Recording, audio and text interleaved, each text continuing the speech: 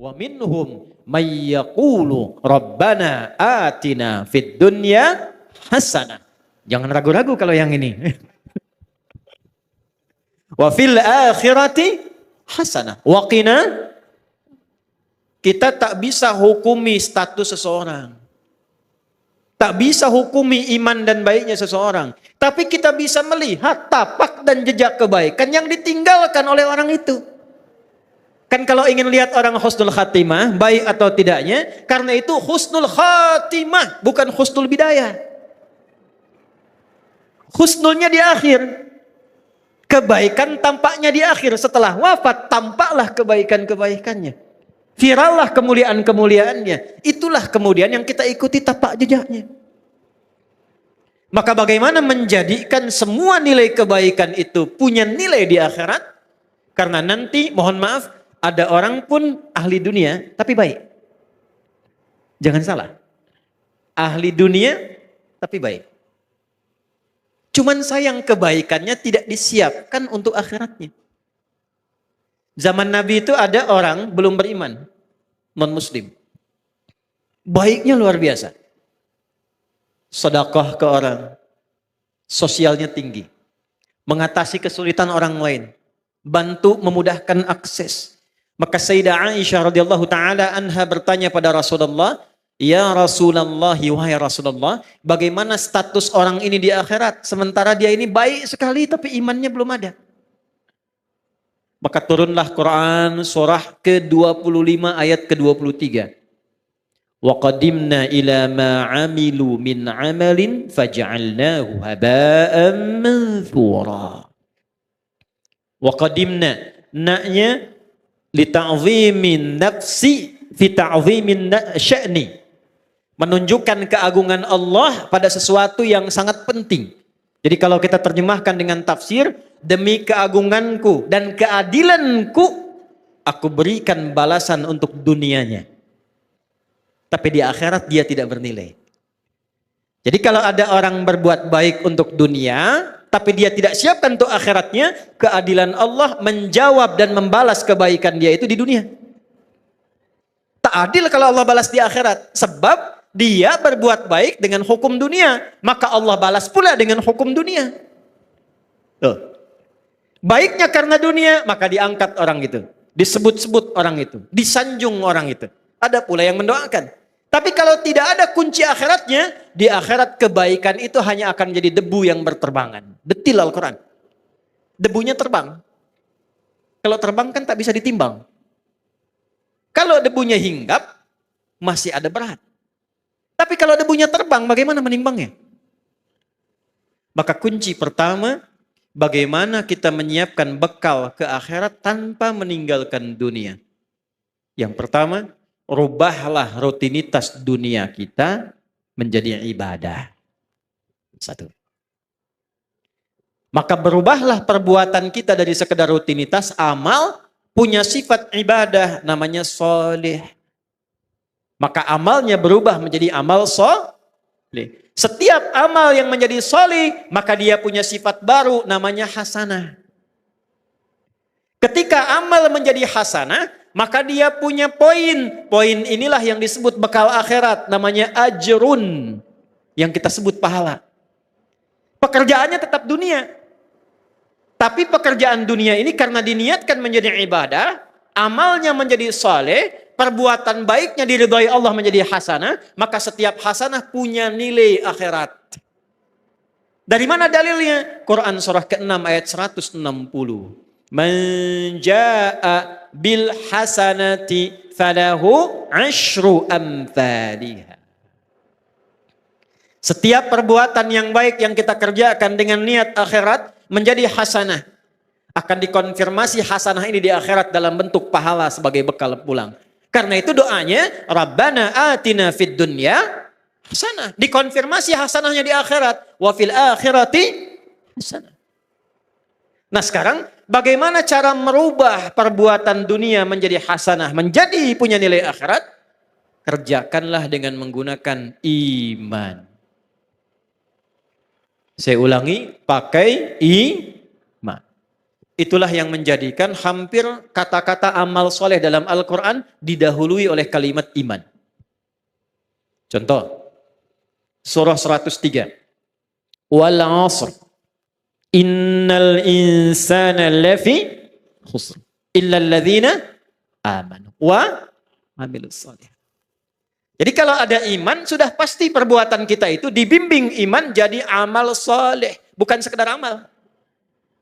Kalau amal saja belum tentu soleh, jadi dunia. Ini gelas untuk minum. Diisi air, kemudian kita minum. Minumnya pakai iman. Maka minum itu amal, meminum menggunakan iman berubah amal menjadi soleh. Minumnya fungsi menghilangkan haus. Imannya menjadikan aktivitas minum punya nilai ibadah. Dituliskan 10 pahalanya. Jelas? Yuk kita detilkan ya.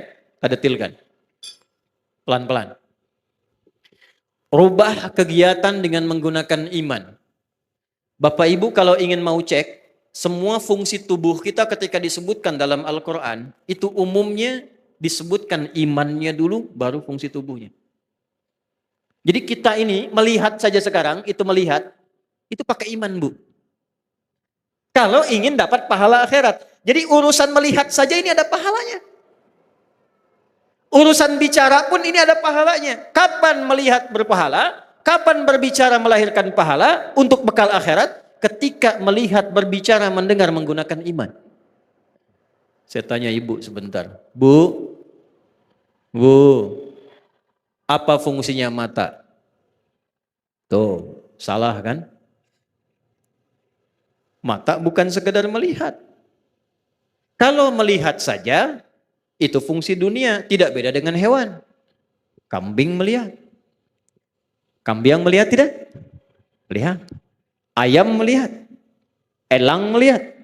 Mata elang lebih tajam dibanding mata kita. Elang di udara, anak ayam kelihatan. Ibu naik Garuda, anak sendiri tak tampak. Hah?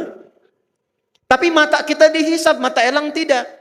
Karena itu, karena hisab adanya di akhirat, maka hukum akhirat kita pakai, melihatlah pakai iman. Dari mana rumus melihat pakai iman? Laki-laki Quran surah ke-24 ayat 30, perempuan ayat 31-nya. Imannya disebutkan, baru fungsi matanya. Qul lil mu'minina yaghuddu min absarihim. Qul katakan Muhammad, viralkan. Bahasa sekarang viralkan tuh, viralkan. Ya, karena orang sekarang senang yang viral. Ya. Kalau Nabi sudah sampaikan, sudah kita like and subscribe saja. Tidak usah banyak komen, tinggal viralkan. Qul lil mu'minina, Muhammad katakan, viralkan pada pria-pria yang masih merasa punya iman. Awas loh. Bentuknya, awas hati-hati. Isim fa'il dalam bentuk maf'ul, kata benda, bukan kata kerja. Allah tidak mengatakan kullil ladzina amanu. Allah tegaskan kullil mu'minin. Ketika ada objek, ya, kita yang diminta ini, objek itu kita. Ya, yang diminta oleh Allah, menggunakan kata benda, isim, itu hukumnya lebih kuat dibandingkan kata kerja. Karena benda tidak berubah. Pekerjaan masih bisa berubah. Ya, contoh, ini gelas, sampai kiamat kurang 2 hari, tetap akan jadi gelas. Tidak akan pernah jadi ayam. Karena benda. Tapi semua terkait pekerjaan, ya, maaf, termasuk masuk kepada sifat, karena dia unsur pekerjaan pasti berubah. Sayang, itu sifat yang masuk pada kata kerja. Orang tua sayang pada anak, diberikanlah pelukan, diberikanlah senyuman, pekerjaannya itu. Ya, tapi sayang itu tidak selamanya akan sama. Coba ibu saya tanya, suami ibu dari awal nikah sampai sekarang sayangnya sama enggak? Ah, kencang tuh, tidak. Ke masjid itu berangkat pekerjaan, bisa ada orang semangat, bisa ada orang lambat, tergantung motivasi. Tapi kalau benda tidak berubah. Maksudnya apa? Ini sepanjang mata masih tetap jadi mata, bagi orang beriman fungsinya tidak akan berubah. Apa fungsinya? Yaghuddu min absarihim. Imannya akan membimbing matanya hanya untuk melihat apa yang dibenarkan oleh imannya. Bila kata imannya ini tak baik, maka ghaddul basar. Kata imannya palingkan. Karena itu standar pria yang punya iman, imannya akan menuntun matanya dan membuat batasan. Ini yang boleh dilihat, ini yang tak boleh dilihat. Beda dengan yang belum punya iman, semua bisa dilihat. Lisan, dari mata turun ke, oh jangan langsung ke hati aja mbak. Dari mata turun ke lisan, ke mulut nih. Apa fungsi mulut?